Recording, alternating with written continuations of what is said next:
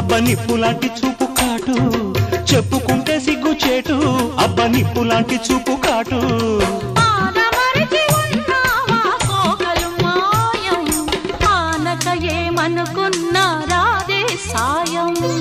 మగడు లేని వేళ తుమ్మెదా వచ్చి మొగమాట పెడతాడే తుమ్మెదా మాట వరస కంటూ తుమ్మెదా పచ్చి మోట సరస మాడే తుమ్మెదా అంత ఎదురుగానే తుమ్మెదా రెచ్చి హత్తుకోపోయాడే తుమ్మెదా తుమ్మెదా తుమ్మెదా